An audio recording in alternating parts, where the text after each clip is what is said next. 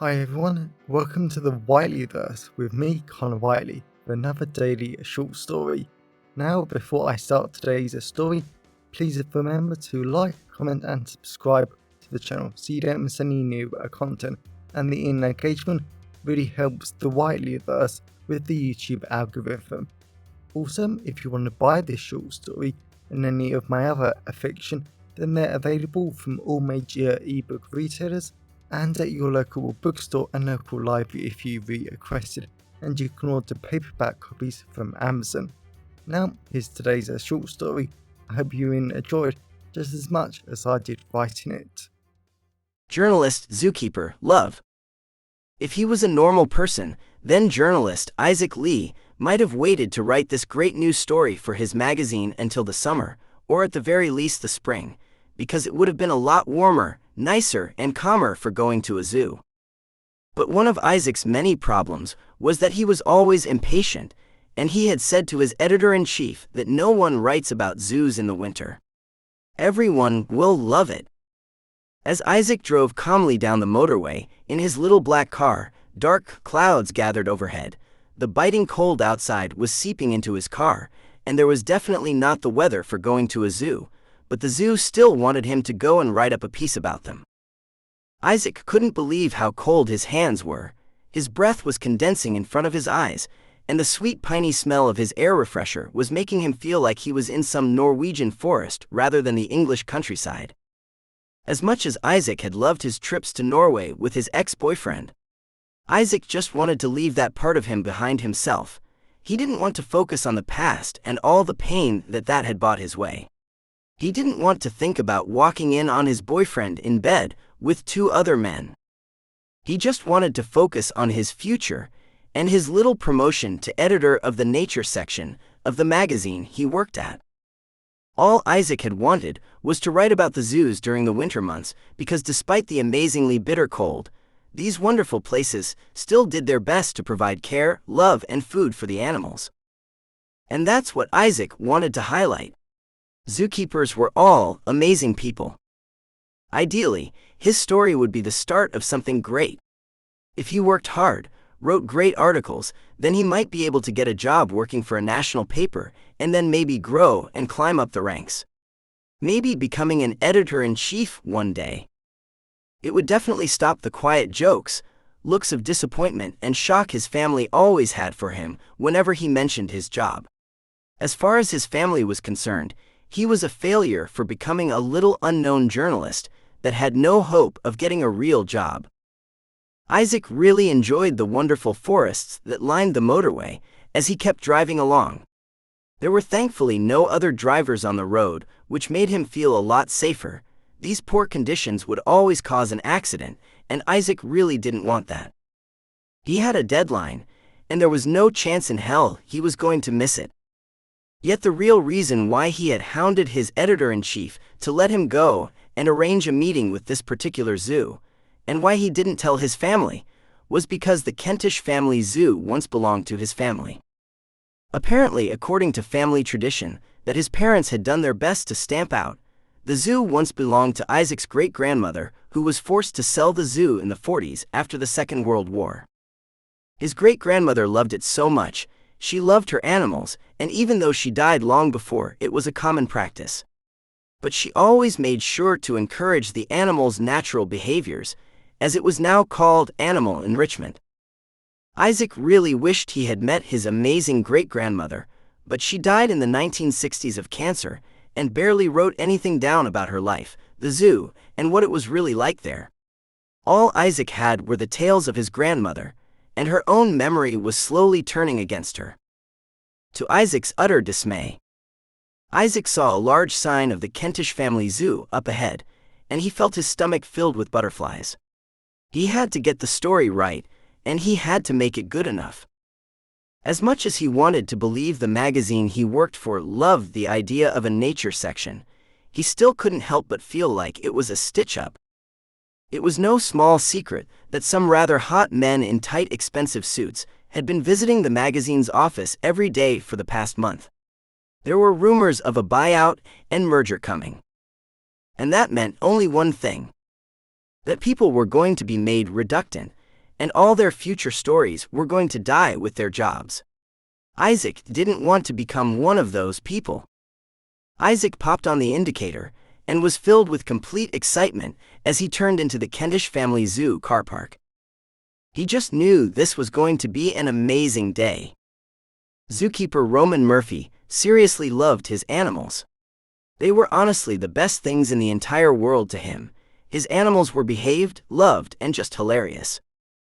Roman held a large black bucket filled with chopped up carrots, lettuce, and broccoli as he fed by hand some of the tiny goats that the zoo had. These were probably some of his favorite animals in the entire zoo. They were so cute, small and wonderful animals that were just funny if you watched them for long enough. And unlike other animals, they were nice eaters, as well as they didn't want to constantly chop off your fingers. Yet one of the biggest lies about being a zookeeper had to be how you would get used to the smell after a while. Roman had been working here for 3 years now, and the slight smell of animal spit, poo, and urine was something he would never get used to. Roman liked listening to the constant roaring, birds, singing and shrieking of all the animals all over the zoo as they spoke to one another. Roman had been ordered to let them all out for a few hours today, as the weather was marginally okay compared to the other days. Because it was the dead of winter, the animals were kept mostly indoors these days, but Roman liked making sure the animals could go outside once every few weeks to help them get some fresh air. And it seemed to make the beautiful animals of the zoo extremely happy. Roman loved seeing them all and hearing them happy and talking.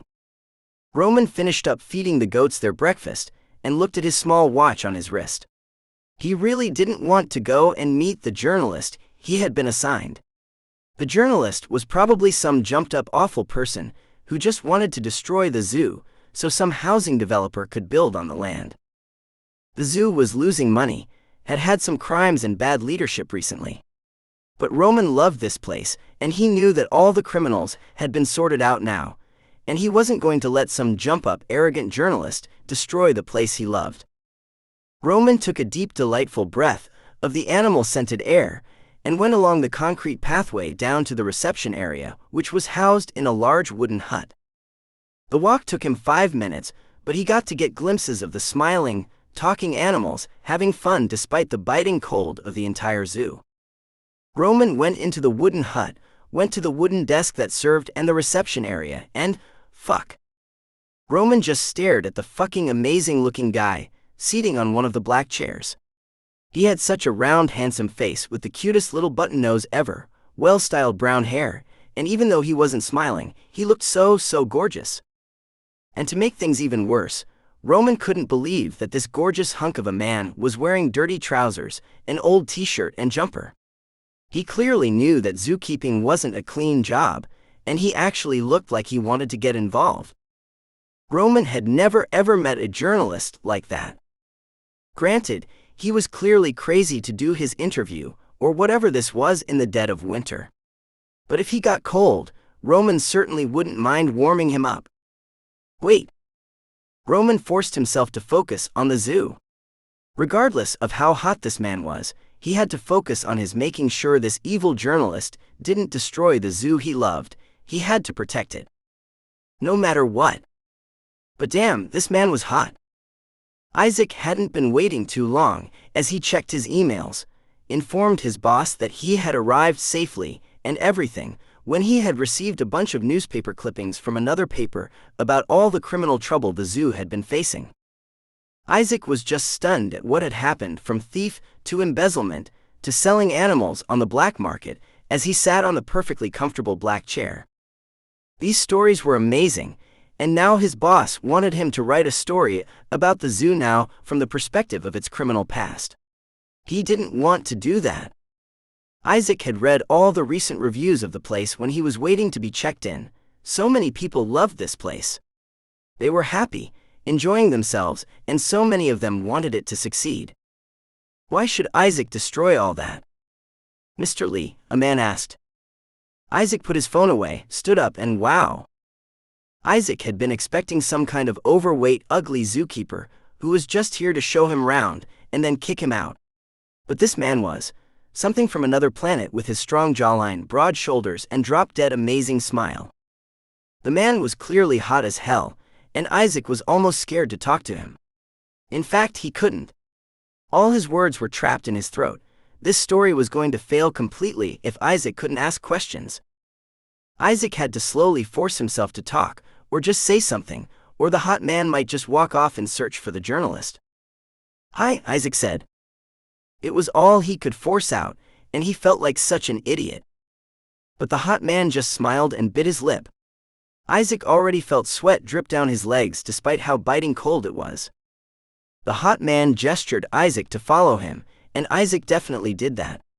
The hot man led Isaac out of the building, and he led him down a very, very long concrete path, allowing Isaac to see lions, tigers, and bears.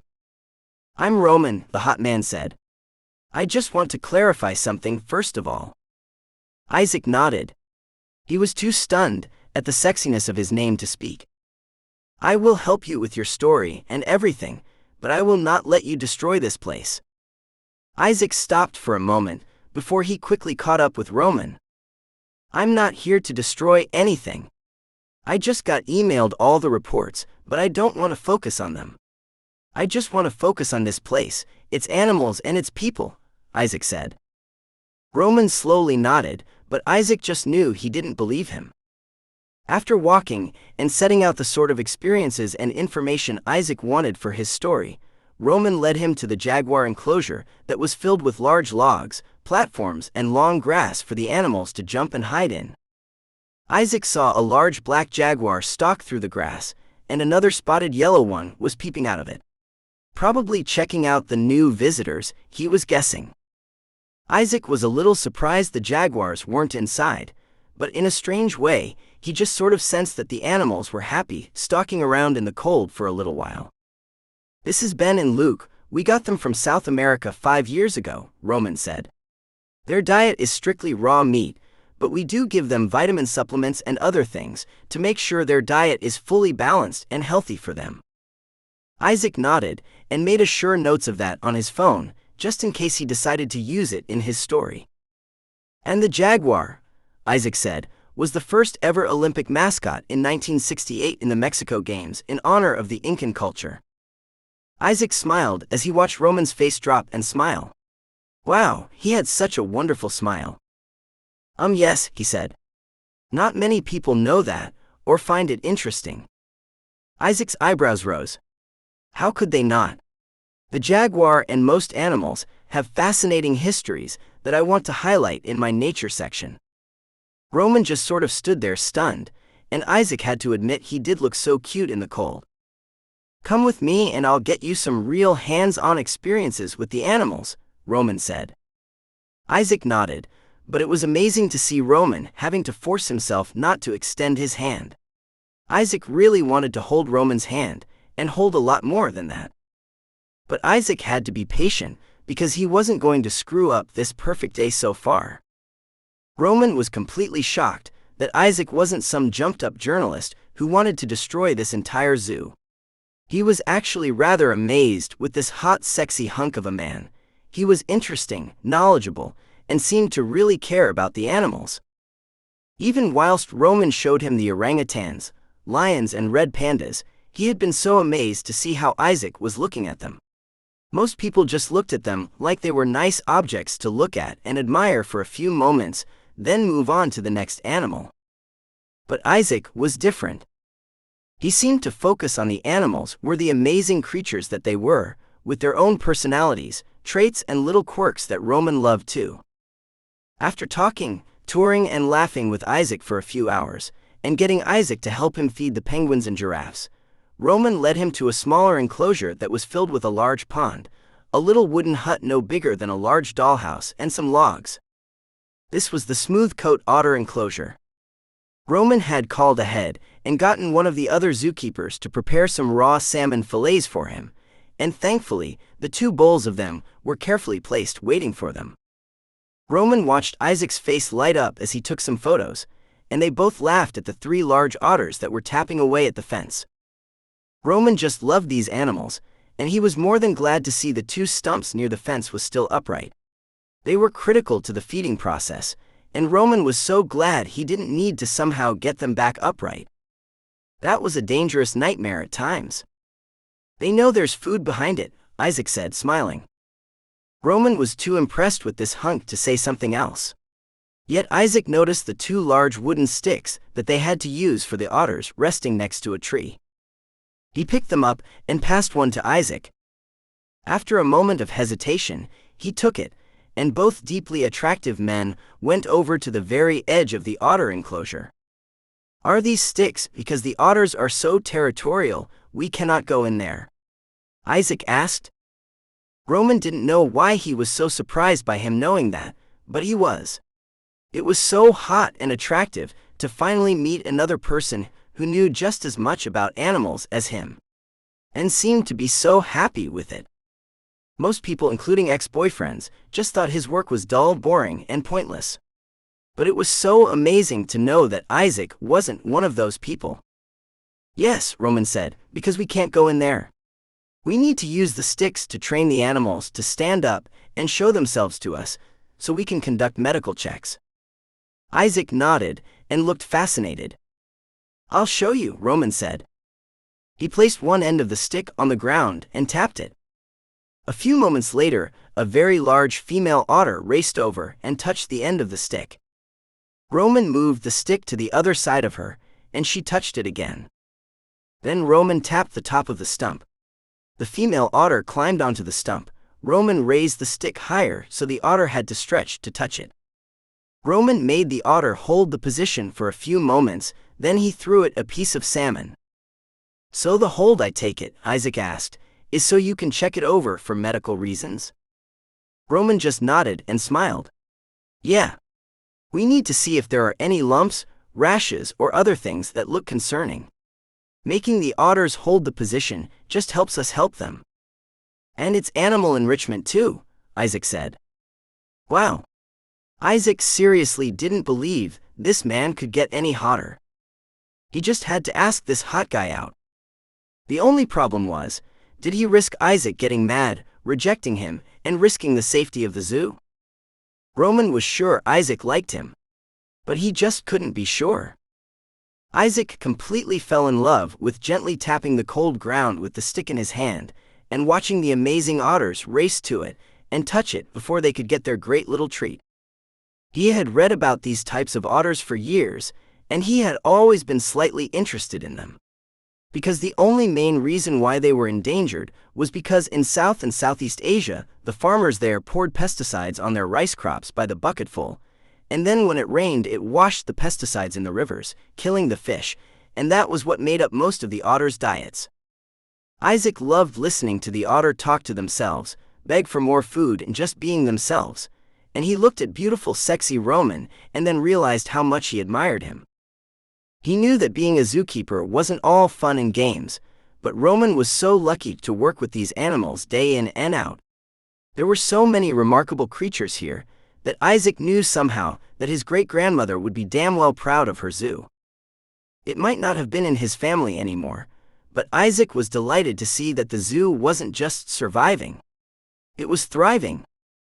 Isaac almost orgasmed at the feeling of Roman wrapping his arms round his and grabbing his hands to show him how to make the otters do something else.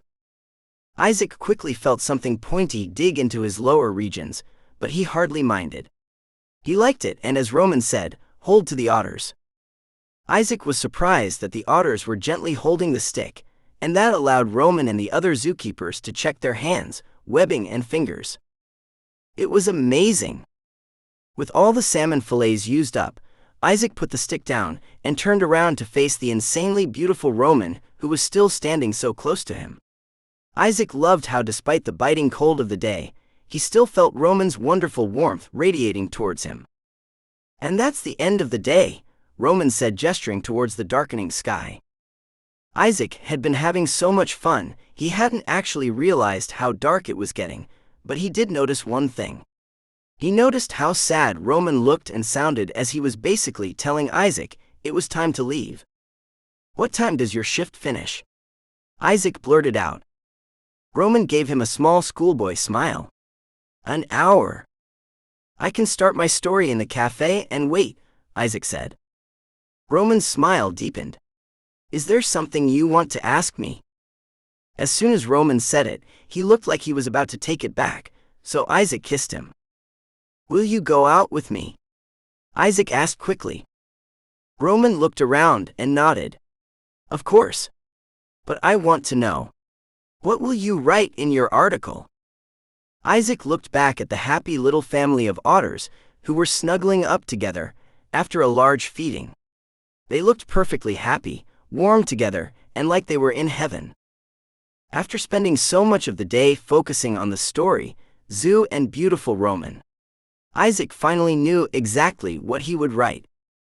I will tell people the truth. This is a wonderful place with happy animals, zookeepers, and very hot ones too. Roman laughed and Isaac did too. As Roman guided Isaac back to the wooden hut where the cafe was also located, Isaac couldn't believe how lucky he was.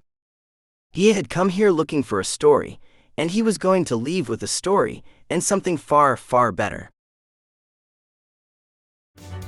Welcome back everyone, it's me again, Connor Whiteley. So I really hope that you enjoyed today's story, because I flat out love writing, creating stories and sharing them with you. If you really enjoyed today's story, then please remember to like, comment and subscribe to the channel so you don't miss any new content, and the engagement really helps the Whiteleyverse with the YouTube algorithms. And if you want to buy this short story or any of my other fiction, then they're available from all major ebook retailers, and you can get them from your local library if you requested, and you can order the paperback copies from Amazon, your local bookstore or local library if you request it. Lastly, if you want to support the channel on a one-off basis, then you can now buy me a coffee at buymeacoffee.com/Connor Whiteley. Also, if you know anyone who would enjoy today's story, then please share it with them. I'm always really grateful when you wonderful people help spread the word about the channel. So, thanks for watching the Whiteleyverse, and I'll see you again soon. Have a great day, everyone.